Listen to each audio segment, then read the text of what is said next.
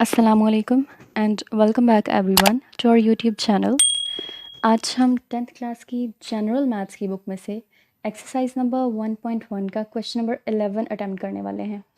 और इस क्वेश्चन में हमें कहा गया है कि हमने इसको मुख्तसर तरीन शक्ल में लेके आना है। मुख्तसर तरीन शक्ल का ये मतलब है कि न्यूमरेटर और डिनोमिनेटर यानी शुमार कुनिंदा और मुखरिज में कोई भी ऐसी वैल्यूज़ ना रहें जो कि आपस में कट सकें, मज़ीद डिवाइड हो सके। तो ऐसी शक्ल में हमने लेके आना है। अब सबसे पहले हम ये देखते हैं कि जो हमारे पास न्यूमरेटर में 16 है, ये जो कांस्टेंट वैल्यू है, कौन कौन सी ऐसी दो वैल्यूज़ हैं मैथमेटिकल, कौन से ऐसे दो डिजिट्स ढूंढें जिनको आपस में अगर मल्टीप्लाई किया जाए तो 16 आ जाए हमारे पास। हम फॉर एग्ज़ाम्पल देखते हैं कि अगर स्मॉलर वैल्यू से स्टार्ट किया जाए 2 के टेबल से, लेट्स सपोज, तो 2 को किससे मल्टीप्लाई करें, 8 से मल्टीप्लाई करें तो 16 आ जाता है, आता है ना।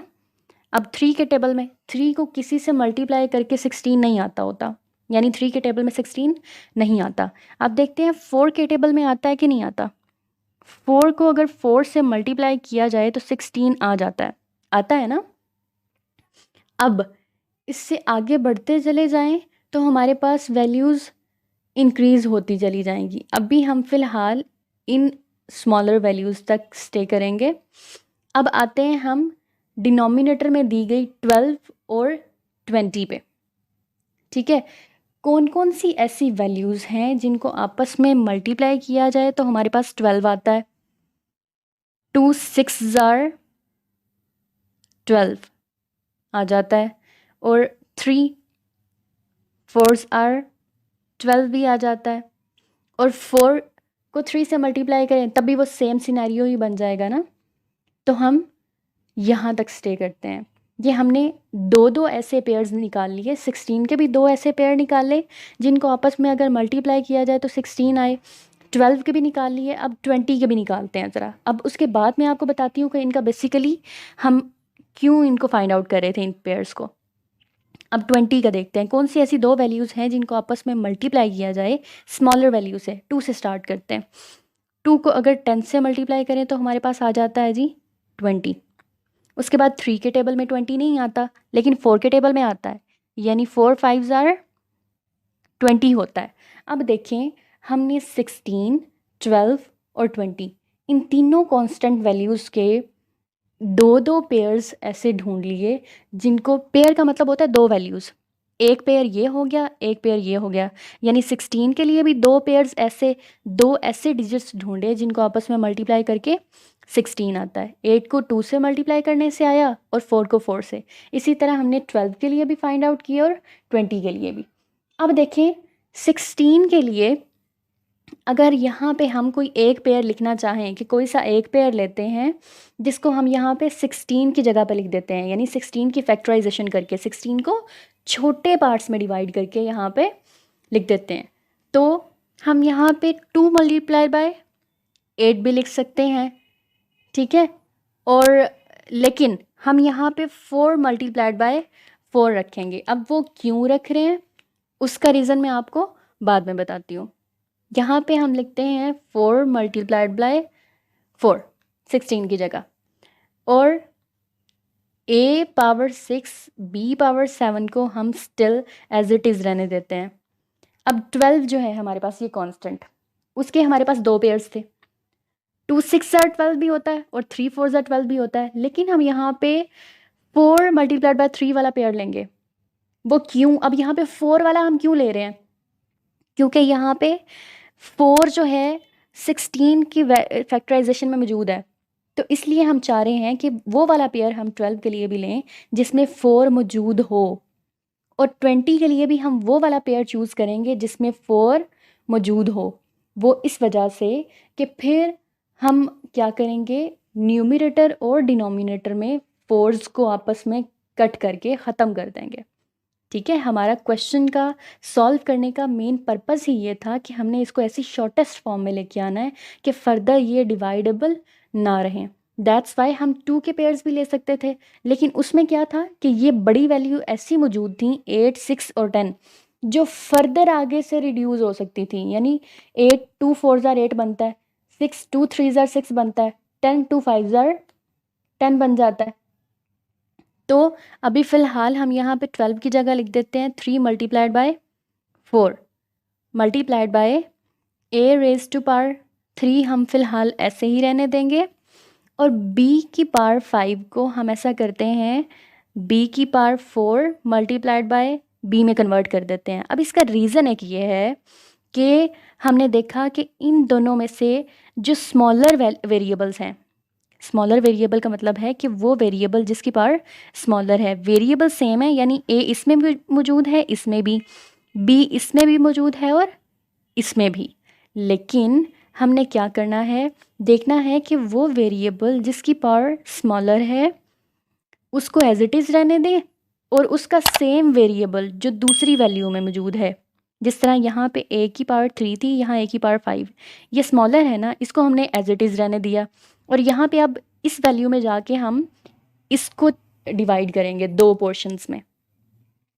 अब यहाँ पे b यहाँ भी मौजूद है, यहाँ भी, लेकिन स्मॉलर b की पावर कौन सी है, इसकी।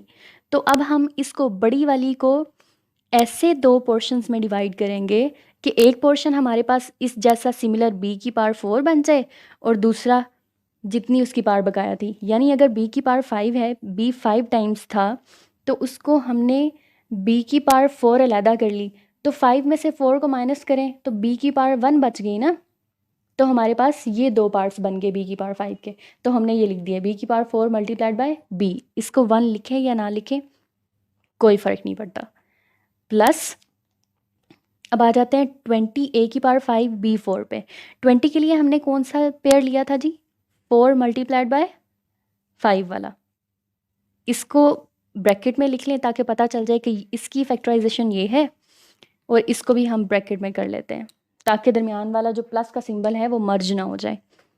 4 मल्टीप्लाइड बाय 5 को हमने क्या किया, लिख लिया 20 की जगह पे। अब a की पावर 5, ये हमारे पास वेरिएबल बड़े वाला था ना, a वेरिएबल जो है, यहाँ पे हमने a क्यूब वैसे ही लिखा था। इसका मतलब कि अगर हम दोनों में कुछ वेरिएबल और उनकी पावर भी सेम रखना चाह रहे हैं, तो यहाँ पे जैसे a क्यूब है तो यहाँ भी a क्यूब रख लेते हैं। तो a की पावर अगर 5 थी तो a की पावर 3 हमने लिख ली, 3 टाइम्स लिख लिया, तो 5 में से अगर 3 माइनस करें तो कितनी बच गई, a की पावर 2। यानी हमने इस a की पावर 5 को 2 पार्ट्स में डिवाइड किया, और वो 2 पार्ट्स कौन से हैं हमारे, a cube and a square. ठीक है, नेक्स्ट b की पावर 5 को हम एज इट इज़ लिखने देते हैं। अब आगे आते हैं, 4 multiplied by 4 multiplied by a raise to power 6 b raise to power 7 को एज इट इज़ रहने दें और डिनोमिनेटर में आए। अब ये देखें कि ये हमारे पास एक कंप्लीट अलहदा वैल्यू है, फिर प्लस का सिंबल है, और फिर एक कंप्लीट सेपरेट वैल्यू है हमारे पास। अब देखते हैं कि इन दोनों में हमारे पास सेम वैल्यूज़ कौन कौन सी हैं। वो सेम हम देख सकते हैं कि 4 और 4 हैं, कॉन्स्टेंट्स तो 4 सेम आ रहे हैं ना, तो इन दोनों में से क्या करेंगे, हम 4 कॉमन ले लेंगे, यानी बाहर निकाल लेते हैं, इसमें से भी और इस पूरी वैल्यू में से भी। ये वाली वैल्यू हमने निकाल ली, ये 4 निकाल लिया और ये 4 बाहर निकाल लिया। ठीक है, यूँ समझ लें कि ये अब इन ब्रैकेट्स के अंदर से बाहर निकल गया। अब इसको जब हम ब्रैकेट बनाएंगे अंदर, तो उन ब्रैकेट में ये 4 नहीं लिखा जाएगा। अब अगर हमने 4 बाहर निकाल लिया है तो, और वेरिएबल भी देखें कि इन दोनों में कौन कौन से सेम है, a क्यूब सेम है ना, यानी इसमें भी मौजूद है और इसमें भी मौजूद है, तो दोनों सेम हैं, उनको बाहर निकाल लिया, a क्यूब को बाहर निकाल लिया। अब देखें कि b की कौन सी पार्ट्स सेम है, b4 इसमें भी मौजूद है और इसमें भी, तो क्या करेंगे, b की पावर 4 को इसमें और इसमें से कॉमन ले लेंगे, बाहर निकाल लेंगे। तो हमने लिख दिया यहाँ पे b रेज टू पावर 4, और आप ब्रेसेस लगाएं और अंदर क्या रह जाएगा, इस पूरी वैल्यू में से देखें 4 a क्यूब b4, ये 3 वैल्यूज़ हम बाहर निकाल चुके हैं, और बाकी क्या बच गई, 3b। तो इस पूरी में से 3b बचा था, वो हमने लिख दिया। फिर ये वाला प्लस का सिंबल, और फिर इस पूरी में से हमारे पास बाहर क्या निकाला हुआ है, हमने कॉमन क्या लिया हुआ है, 4 भी कॉमन लिया हुआ था, ए क्यूब भी कॉमन लिया हुआ था, बी की पावर 4 भी कॉमन लिया हुआ था। बाकी क्या क्या बच गया था जी हमारे पास, 4 5 ए स्क्वायर, ये दो बच गई थी वैल्यूज़, तो हम लिख देंगे 5a स्क्वायर, ये लिख दिया। अब क्या करते हैं हम, ये फर्दर मज़ीद शॉर्टर फॉर्म में डिनोमिनेटर नहीं जा सकता। अब हम देखते हैं कि ये जो हमने 4a क्यूब बी की पावर 4 बनाया है, इसमें से 4 तो डायरेक्टली 4 से कट जाएगा ना, ये वाला 4 और ये वाला 4 सेम है ना, ये कट गए। अब बाकी क्या बचा डिनोमिनेटर में, a क्यूब और b की पावर 4। तो हम ऐसा करते हैं कि न्यूमिनेटर में जो वेरिएबल्स हैं उनको भी ऐसी शक्ल में तब्दील करते हैं कि उनमें से कुछ वैल्यूज़ a क्यूब और b 4 बन जाएं, ताकि हम उनको आपस में काट के शॉर्ट कर सकें। तो अब हम लिखते हैं 4 तो एज इट इज़ आ जाएगा, ठीक है ना। अब ये जो a की पावर 6 है उसको हमने किस फॉर्म में लेके आना था, a की पावर 3 में।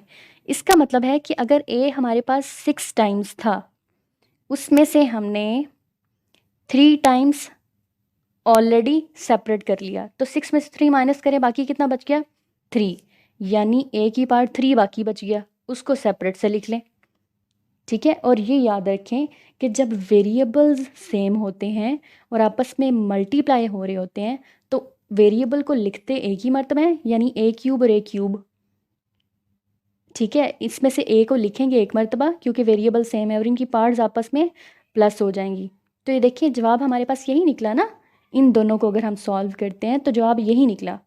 बताने का मकसद ये है कि हमने a की पावर 6 ही है, इसको भी आप सॉल्व करें तो यही आता है, लेकिन सिर्फ हमने इसको इस फॉर्मेट में इसलिए लिखा है ताकि हम इसमें से कोई ऐसी वैल्यूज़ निकाल सकें जो नीचे वाली वैल्यू से कट सकें। अब ये हमने हल कर लिया, a की पावर 6 को, बाकी बचा b की पावर 7, तो उसको हमने b की पावर 4 में की शक्ल में ज़रूर लेके आना है, यानी अगर b की पावर 4 लिख दी तो बाकी 7 में से अगर 4 माइनस कर दें तो कितना बचा, b की पावर 3, वो हमने लिख दिया, divided by a cube b की पावर 4, डिनोमिनेटर को एज इट इज़ लिखते हैं same, 3b plus 5a square. अब जी देखते हैं कि कटिंग का काम कैसे होगा। a क्यूब से कट जाएगा, b की पावर 4 b की पावर 4 से कट जाएगी, और जो बाकी बच जाएगा हमारे पास वो क्या था, इसमें 4 बच गया, a की पावर 3 बच गया और b की पावर 3 बच गया, डिवाइडेड बाय डिनोमिनेटर में बच गया 3b plus 5a square. And that's the solution of our question number 11। अगर आपने प्रीवियस क्वेश्चंस की डिटेल्स देखनी हो, उनके सॉल्यूशंस देखने हो, तो उनकी वीडियोस ऑलरेडी मैं अपलोड कर चुकी हूँ अपने चैनल पे। आप उन वीडियोस को सर्च करके उनमें से प्रीवियस क्वेश्चंस का सॉल्यूशंस चेक कर सकते हैं। Thank you so much video देखने के लिए। अगर स्टिल आपने हमारा यूट्यूब चैनल सब्सक्राइब नहीं किया तो काइंडली सब्सक्राइब कर लें और बेल आइकन को ज़रूर प्रेस कीजिएगा ताकि हमारी अपकमिंग वीडियोस जो हैं आपको टाइमली मिलती रहें। Thank you very much.